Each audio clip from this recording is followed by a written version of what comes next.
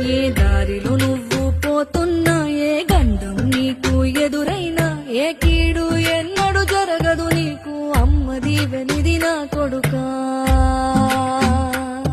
ఈ దిక్కులు నీతో కదిలేను, ఆ చుక్కలి దిష్టి తీసేను, ఏ గాలి ధూళి సోకదు నిన్ను, అమ్మ దీవెనిది నా కొడుకా.